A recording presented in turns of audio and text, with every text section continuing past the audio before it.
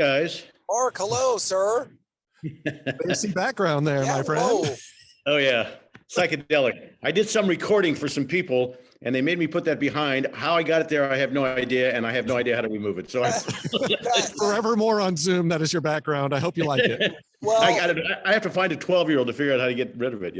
Well, welcome to Super Bowl Radio Row. This is what it would have looked like here, and it's pretty crazy. It's a lot going on, a lot of moving parts. We got people walking around from we Mark, I know you obviously are a food guy. Noah and I, we eat like 8-year-old boys. We interviewed a famous chef yesterday named Tim Love, and we were like, we don't know what to talk about because we don't know anything about food. So what's your favorite food, guys? See, this is gonna shock you. Probably like mozzarella sticks. See, it's I don't know. How old are you guys? Come on. I'm 37. 37. He's 38 today. It's his birthday. Oh, happy birthday. You want to sing happy birthday, Mark? We can be not with my voice. I'm horrible. So where did you guys grow up? Kansas City, Missouri. So barbecue, born and raised. Barbecues. We love our barbecue, but unfortunately just the vegetables, the expansion of the palate didn't happen. I don't know. I grew up in the Midwest as well, and it wasn't until I first moved to Boston and then Los Angeles that my palate expanded a bit. But it's pretty much a lot of fried foods. And if you go into St. Louis, it's Drew's custard. I mean, other than that, I don't know what else to tell you. If you make a mean grilled cheese sandwich, I am in, Mark. Grilled cheese and tomato. See, I can't do the tomato. That's really the weakness of me, the 8-year-old boy in me. I can't do it. Where are you guys staying in LA? We're at the Westin Bonaventure down here just down the street from the convention center here. So right by LA Live, and Okay, there's a place called The Girl and the Goat, which is 10 minutes from you guys. Stephanie Izzard, who has many restaurants in Chicago, just opened up here in Los Angeles. Wow. Expand yourself. Go over there. Give it a shot.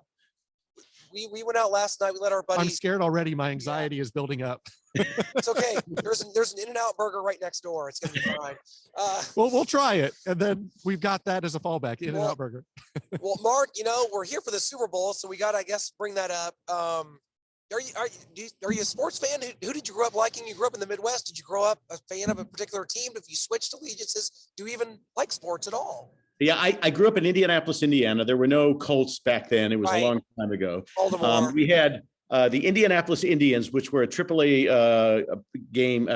team, originally a farm club of the Chicago White Sox and then the Cincinnati Reds. I followed them. When I moved to Boston in 1971, I lived right across from Fenway Park. And I became a fanatical Boston Red Sox fan, still am. I've been to all the more recent World Series games and things such as that.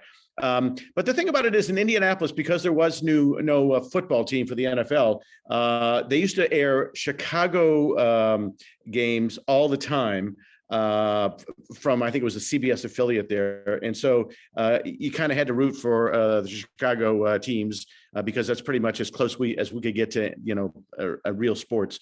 But I don't have a favorite this year. I mean, I live in the Los Angeles area. I couldn't tell you a quarterback on either team. I'll watch the game as I do every year, I guess primarily for the commercials. But it's just been so weird with the whole COVID situation. I'm not sure I want to go into stadia with 50, 60,000 people anyway. Absolutely. And speaking of that, how has this pandemic been? I mean, especially for you with Food Network, with what you're doing, Dinner Impossible, Restaurant Impossible with Robert Irvine. If you continue that, are you still out there doing that? I know the show's still going on. Are you still a part of that with the pandemic? I'm a consultant on it. I don't do the day-to-day anymore. I did 90 episodes of Dinner Impossible and 90 dinners and 162 Restaurant Impossibles. A friend of mine, Brian Lando, took over the day-to-day. I consult, which means they call me every 15th day on a Tuesday that has the letter R in it, and then they send me a check. So, it's not a bad gig. Yes. Are you guys hiring? Yeah. I stay on top of it. They've had some COVID problems. Robert had COVID. Many people, Jill, one of the co-exec producers, had it. The restrictions are amazing. My son is an exec producer on a show called Supermarket Stakeout with Alex Gronniger, and they've been, stopping and starting throughout this whole past 2-year deal. And what Food Network wants to do, obviously, in Discovery is keep everybody safe. So everybody's tested over and over and over again, but even being double vaxxed and boosted, it apparently doesn't seem to make a lot of difference. Right. Yeah, absolutely, Mark. And it's to see where we're at here at Super Bowl Radio Row. This is our first time, and whenever we try to advance ourselves, we've been doing this 10 years. We always harken back to something you told us in an interview we did 6-7 years ago. We mentioned this often. We mentioned this What often. was that? And this is, I think this is great words to live by, from no matter walk of life, no matter what you're trying to get into. And you told us that when you're trying to get into the business, you're trying to, forge your path. You said, nobody wakes up trying to give Marc Summers a job. Right? Yeah, that's how I started all my speeches at colleges. Nobody woke up this morning and said, I got to go get Marc Summers a job today. It's true. I mean, in real life, the reality of it is you can count your friends on one hand. It's mostly family members and somebody you went to, high school with. And nobody cares. And I got to tell you, people care even less now that COVID's around. And so, for instance, there's a friend of mine who wants to get a young lady internship. Well, internships have pretty much disappeared right now because offices aren't open right now. She wants to work in the music business. Well, William Morris isn't open right now. CAA isn't open right now. Most recording companies, nobody's been into the office for 2 years. So I think there's going to be books written about the kids of COVID and how it's affected their lives. It's pretty sad, Yeah, with you. Yeah, absolutely. And I've seen a look of despair on your face during this interview because I don't know, he's running late, but your good friend Pauly Shore is supposed to join us. He's not here. I don't know where he is. Just please, we're trying to make this good for you, even though that's happened. I did invite him. Didn't make it, Mark. I know you're a fan, but sorry. We're still waiting for that buddy comedy between you two. That would be good. Oh, please don't even get me started. I started at the Comedy Store in 1976. His mom made me a regular. Look, he's a different generation. I never got him. Okay. I just never quite got it, but I'm, good for him for being so successful and doing well. I think he lives in Las Vegas now. And, it's a weird business. The hard part recently for me has been Bob Saget in that we started at the Comedy Store right about the same time. And then Louie Anderson right afterwards. Yeah, and to hear how Bob passed away with that head injury, it's just been so bizarre. Do you know any more about that? Because we just kind of heard that yesterday and it's like not making sense to me. I don't really understand. And it's just made it all the more difficult because we were such big fans of Bob's and we were going to ask you about him. And man, it's just. The last text I got from him was December 22nd. I mean, we were in constant contact. Wow. We did warm-ups around the same time how we all got our career started. I was working on a show called Soap. And to the left of me was the studio doing Barney Miller, and Dave Letterman was doing the warm-ups on Barney Miller. And to the right of me, they were doing Bosom Buddies, and Saget was doing the warm-ups on Bosom Buddies. Really? So this is how we all kind of got our comedy careers started and just getting out there and getting practice. And so what I heard was he bumped his head. Now, was it on the headboard or was it sometime earlier in the day? And, there was a brain bleed and he thought, he was fine. Apparently he went to sleep and didn't wake up.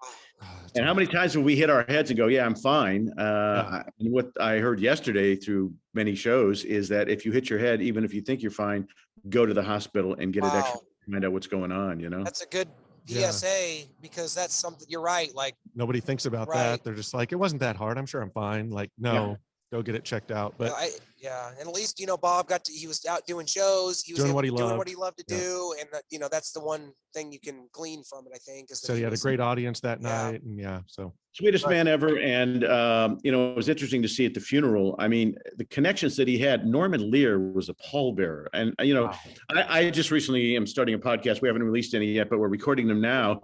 And Bob and I were trying to get together to do it. And one of the questions I wanted to ask him is, how did he know all these people? He knew everybody and everybody loved him. Yes. And so, how do you make that connection? I was fascinated by it. And sadly, I guess I'll never know now. Yeah, that's kind of where I was going to go next. We've done a lot of interviews. I'm a big fan of Michael Landon. So we talked to people about him and how kind he was and nice every day. And just, we've heard the same thing come out about Bob Saget. Every single person, he made you feel like you were the only person in that room, in that text exchange, always told you he loved you, gave the best hugs. And I just wanted to ask you about that, if you had the same experience, because it sounds like everyone did. Yeah.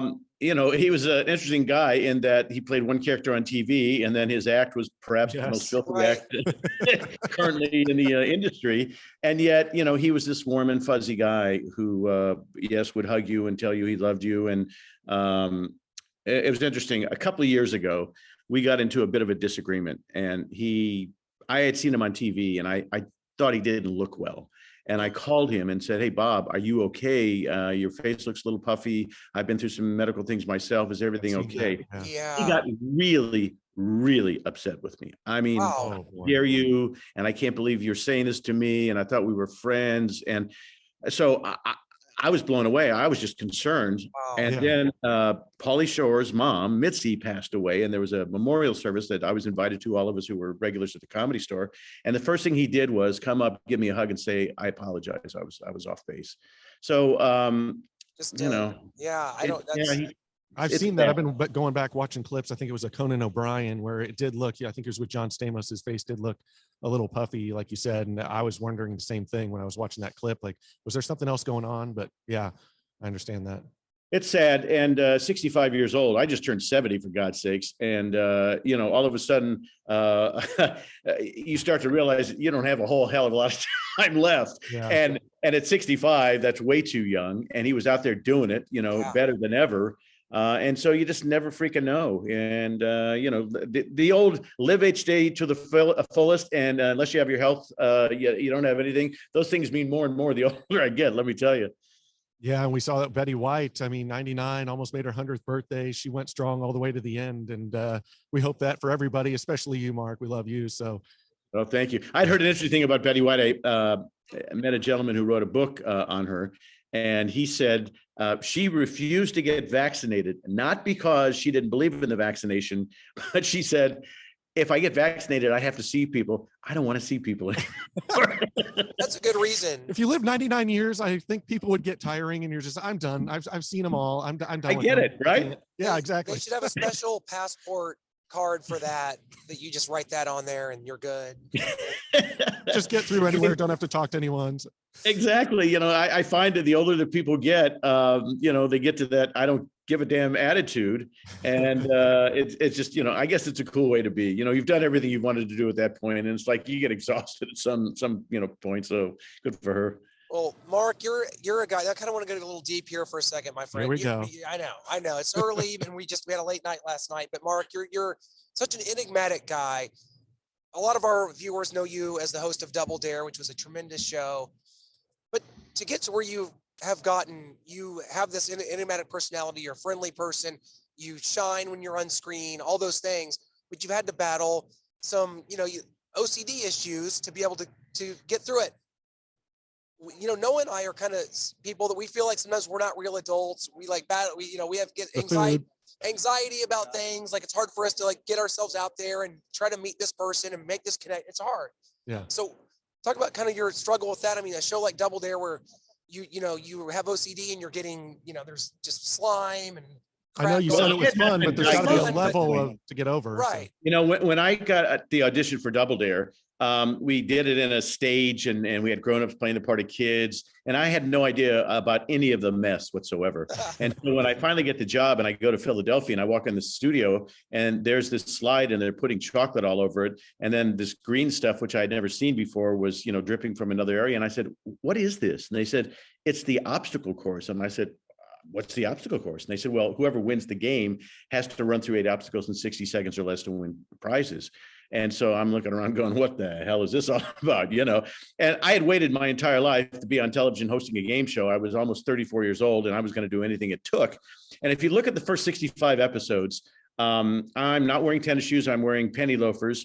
I'm dressed in a nice suit and I'm dodging all the mess. The first 65 episodes, I didn't get a drop on me. The show takes off. It becomes this major hit. They do focus groups, which I know you guys know and love and hate. Yes. Oh, yeah. And I get a phone call to go to New York and have a meeting. And I go into the meeting. They said, "We have to have a conversation." I said, "What's that?" They said, "Kids love you as a host." I said, "Well, that's nice. I'm glad to hear that." They said, "But they want you to get messy." And I said, "Why?" And they said, "They just don't feel you're a part of the program unless you're getting this stuff dumped on you. So from this point on, no more penny loafers. You're wearing sneakers. And by the way, you're going to have to get messy." And you know what? I did. And I didn't think anything about it. And, you know, I've heard all these things about I hated every minute of it. No, I loved every minute of it. It was the best job ever.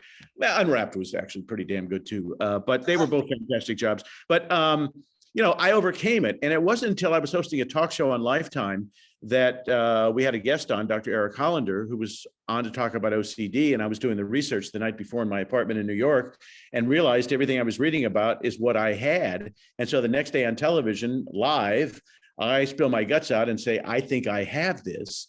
And the next thing I know, People Magazine is calling me. I'm on the Howard Stern show. I'm on with Oprah discussing my obsessive compulsive disorder. And Dr. Hollander, who was the expert, not only wrote a book with me, but was, taking care of me in many different ways. And behavior therapy was the main thing, where they take you and, have to sort of retrain your brain to, get away from this stuff. And I always say I'm never 100% cured. I'm about 82% cured. It still rears its ugly head in my life every now and then. But I know how to control it and have the tools to know how to control it. I guess it's like I've never done drugs or, been an alcoholic, but it's the same thing. First of all, you have to admit that you have it and you want to get better. And then there are tools to use to get better. And that's what I've been able to do for the last, I wrote the book in 99. So it's been over 20 years. And then I got diagnosed with something called CLL, chronic lymphatic leukemia. I've had that for 10 or 11 years, remission now. And then I was in a car accident where I broke every bone in my face. So, it's been quite a wild ride. And these are things that you're not going to, imagine could happen to you. But it's a matter of trying to pick yourself up. And I'm not going to tell you, I didn't get way depressed. I was lower than whale poop for a long period of time. Wow. But, there are people out there to help, get better. And luckily I found them and I did. Yeah, you persevered, fought through. You're here virtually at Radio Row, Super Bowl 56. We're here with Marc Summers. Yes, the beautiful view of the blinding lights behind us. But I wanted to ask you if you've recently or had any time to talk to Howie Mandel. Because I know when you came out as OCD, you were a little bit kind of cast off and people are like, oh, what's wrong with Marc Summers? And when Howie Mandel came out, everyone kind of wrapped their arms around him. We understand. So have you ever talked to him about that or had any conversations recently? Many times. We talk fairly often. He was my neighbor for a long time. I moved a couple of hours north, but we went to lunch. Well, right before COVID, I guess was the last time we had lunch. Mm-hmm. I talked to him. I don't know. Now it's been maybe 5 or 6 months ago. Fantastic guy, amazingly talented. One of the smartest men. It's called show business, and it's got to be more business than show. Howie's an amazing business person, and I think he's probably made more money as a business guy than he has as an entertainer. Yeah. But he's multi-talented in so many different arenas, and we've had the conversation. Initially, he said it wasn't his problem; it was everybody else's problem. He built a guest house behind the house he has over in Hidden Hills, where if one of his kids would cough or sneeze, he would go to the guest house because he didn't, he was so germphobic. Wow. I think he's gotten better. For the longest time, he didn't try to get help. He did get help on medication. And I know he's doing, I think, a podcast with his daughter. His daughter, yes. Yeah, and he's doing some projects with his son, and he's doing great. Initially, when COVID happened, we called each other and went, "Okay, now what do we do?" Because are you guys the ones that bought up all the sanitizer and toilet paper? Or is that you? Initially, I'm sure we did. I knew it was you. I didn't want to out you because I knew it at the time, but I just let it go.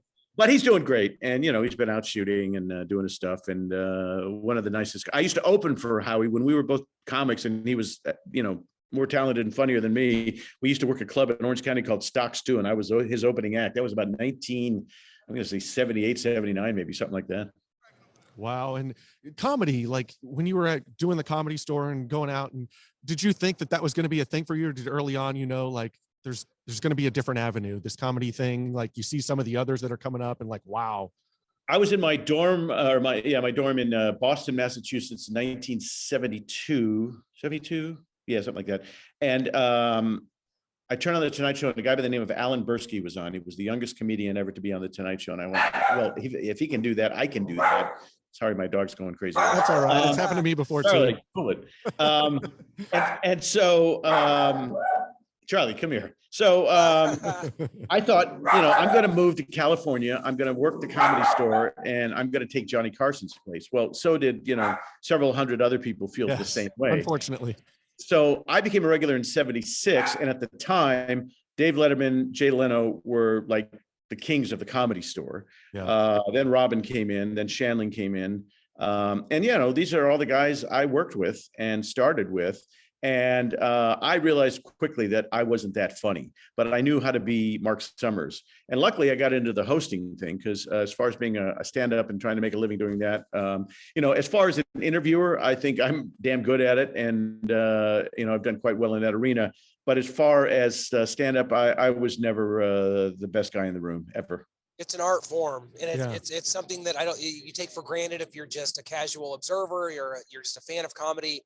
It is a true art form, maybe more so than any other form of expression. Yeah.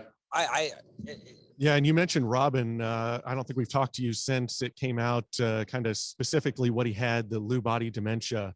Yeah. And just what an explosive comedian he was, and just what a sad, horrible disease that he had that was kind of stripping him of his mind and his mental capability there, and just what a sad end it was. But I've always said, like, I thought his acting kind of, I don't know if it overtook, but it was kind of equal to his comedy. And he was such an explosive, great, maybe the best comedian of all time. And I thought his acting, I mean, everything I saw him in, I was like, that's a great performance. Again, Good Will Hunting, it doesn't get much better than that performance.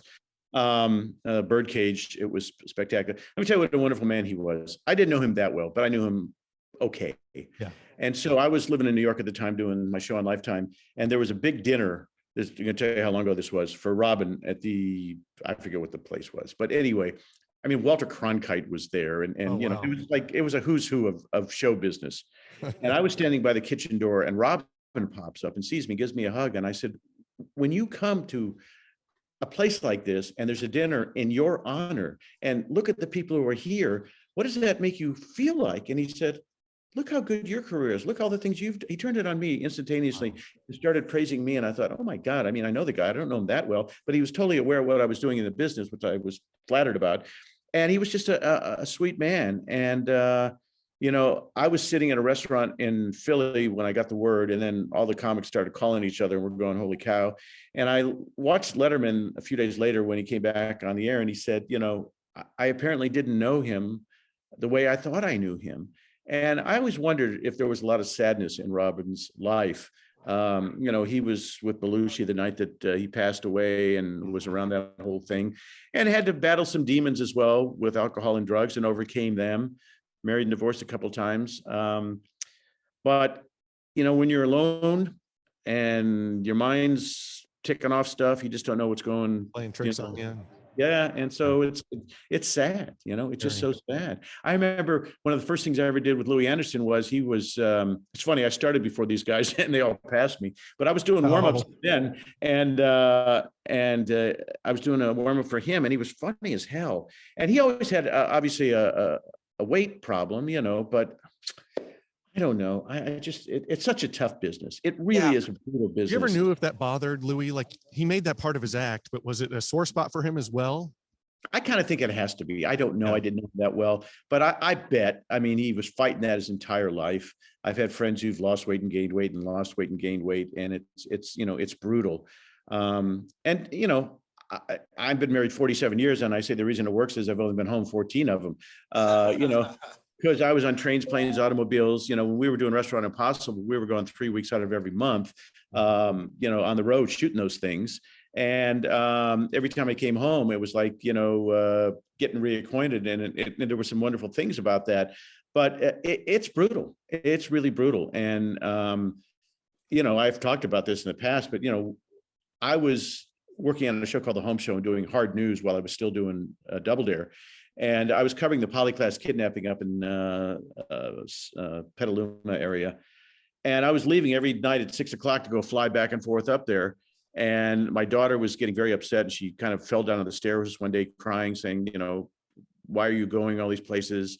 And what made me quit Nickelodeon, and I quit, the show wasn't canceled, I left. Yeah. I was getting ready to leave, and my son said to me, and he might have been, 11 years old, said to me, how come every weekend you're with everybody else's kids, but you're not with us? And I went to the president of Nickelodeon the next day and said I quit, because that was a sign, sure. It was more important to be there than, at the time we were playing 20,000 seat arenas doing the Double Dare live show. And he was right. I was on the road for 3 years doing that, and it was fun. It was like being a rock star for kids, but at some point, you got to take care of your family. Absolutely. Yeah. And just to speak on the Louie Anderson thing and his weight, I went back and watched his first appearance on Johnny Carson. And he It was came out, great. and his first line, he said, I don't have much time here. Sorry, I'm in between meals. Yep. Big laugh. Yes, huge laugh. And that's why I asked that question. Like, it was such a huge part of his act, but like you said, it was probably a sore spot for him as well. I think it has to be, I mean, people bring up the OCD thing all the time and I never mind. It doesn't bother me. But I wonder how I felt initially when I was getting asked. It's been too many years. It's been 20 years. Yeah. And now it's just, matter of fact. But well, I guess we all have something. And I think you're right. and part of my job, we have anxiety. So yeah. And part of my job being in the public eye is if I can help people. And, one of the best things I ever did is I wrote a book on OCD. And to this day, I have people come up to me and say, I saw you on Oprah. I read your book. You changed my life. That means more to me than anything I've ever done. Absolutely. Being able to change just one person's life, but it's so many with your book, and that the things that you've said about it on different shows, it's changed people. And I mean, we commend you for that. Thanks. Great. Well, I always kind of like to ask people that are creative, people that are in the realm of that you are, because it takes a different kind of person to forge the path that you have. Was there a point in your life that you thought about it and you said, maybe you had a job that sucked, or you're growing up, you don't know where you're going in life, that you said, like, a 9-to-5 job, societal norms aren't for me, like there's something else out there, and that you had this kind of more of a grand vision? Is there kind of a point where that happened, or did you always just feel like you were kind of destined to go a different route? I mean, what was it like? I came out of the womb knowing exactly what I wanted to do. And I knew the first thing was I had to get the hell out of Indianapolis because it was never going to happen there. And, I just wanted to be in the entertainment industry. I never, I want to be rich and I want to be famous. Yeah, those are irrelevant and it's not necessarily what you want. I just had a passion. I was lucky to find a passion really, really early. And, I was doing magic. I was, in Indianapolis, I was a DJ when I was 15. I was doing, local voiceovers because I had a deep voice when I was 16, 17 years old. And so I found ways. Then I went to Boston, then I came to Los Angeles and sort of worked my way up, and there's a thing in LA, you either make it like in the first year or you don't make it for 10 years. Letterman came out, hit the ground running, and he was a star overnight. I got Double Dare 13 years after I landed in Los Angeles. So I put in a lot of time. But I never took a job, and not that there's anything wrong with this, but I never worked at a department store. I never was a waiter. Wow. I never had a job outside of the entertainment industry, because in my mind, I said, if I do that, it's going to take me off course and I may never get where I want to go. How often are you asked to say, on your mark, get set, go? Is that still a thing? All the time, people come to me all the time, I got my cell phone here. Can you just say on your market? Yeah. So yeah, I get it a lot and I don't mind. It's fun. So can we ask you to do that here for us? Sure. Absolutely. Right. Ready? Yeah. On your mark, get set, go. Oh, we love it. You're the best, Mark. Oh Mark, my God. Before we let you go, I should have looked this up, but I got this like crazy, weird, nostalgic brain that takes me back to my childhood, which Double Dare is a huge part of. But I want to say at this exact same time, there was a show called The Fun House that was like a ripoff of Double Dare. Yep. Do you remember anything? Is that exactly what that was? Like, I think it was Katie Roth was the host. Warner Brothers did it. I was at a hotel in New York, the Parker Meridian, and one of the executives was in front of me, didn't realize I was behind him, and he was talking to a guy and says, "We're ripping off Double Dare. It's going to be Double Dare with a budget." I remember that line. Wow. I thought that had to be the case. Yeah. Yeah. And because we didn't spend any money back then, and they did. And so JD has gone on to be very successful. He was the one who did the NBC weight loss show. I can't think of the name of it right now, but he did that. Biggest Loser, maybe? Yeah, he did Biggest Loser, and he's been very, very successful. In fact, he's my neighbor. He lives like right up the street from me, and I don't see him a whole bunch, but he's in fact, he's teaching at USC now, as a matter of fact. Oh, wow. Very talented guy, another guy, and once again, amazing business guy. The guy has just nailed it, and he's super, super smart. He started acting, and he was from the Philly and New Jersey area. and started doing commercials when he was a kid, and was very focused and very smart. And Funhouse was a direct ripoff of Double. That's what my kind of brain was telling me, and I needed to look, because I was a fan of both shows. Double Dare, obviously, the best. Mark, we can't thank you enough for being a part of Radio Row with us here. For keep your Tom Cruise, your Tom Brady, your Tom Hanks, all the great Toms. We want Marc Summers. We got him. It's been a thrill. It's been an honor. It always is. It's our privilege. We love it. You guys are great. I appreciate your help, and thanks for dealing with all the craziness to get to this point. Oh, absolutely. Enjoy are you guys staying for the game? We're bitter Chiefs fans, so we're getting out here tomorrow because the Chiefs didn't make it, so we're pouting. We're, like I said, we have anxiety. We're triggered still by even these banners of Bengals. Yeah, we can't handle it. So we got to do this again. We got to do this more often. You're the best, Mark. Thank you so much. We'll stay in touch. Okay, get in touch anytime. You guys be safe. You bet. Absolutely. Thanks, you too. Thanks. Bye-bye. Bye.